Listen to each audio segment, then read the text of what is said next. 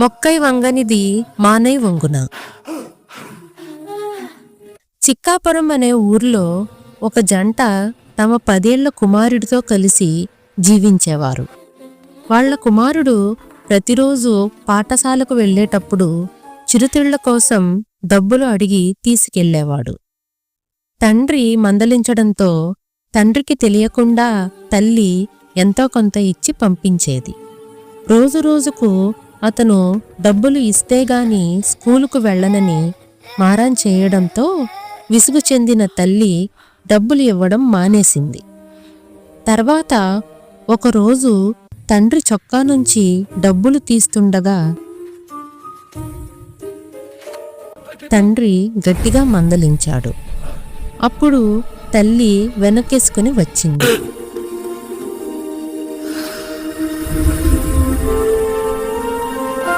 ఒకరోజు ఊళ్ళో దుకాణంలో దొంగతనం చేశాడని దుకాణ యజమాని చెప్పడంతో తల్లి మావాడు అలా చెయ్యడని అతడితో గొడవపడింది.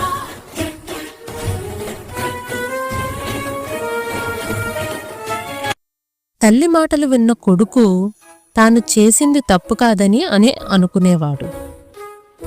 పెరిగి పెద్దవాడైన అతను జల్సాలకు అలవాటుపడి చిన్న చిన్న దొంగతనాలు చేసేవాడు.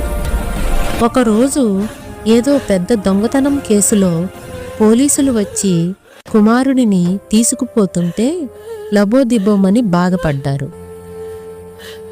మొదటిసారి దొంగతనం చేసినప్పుడే గట్టిగా మందలించి ఉంటే సరిపోయేది కదా అని బాధపడ్డారు.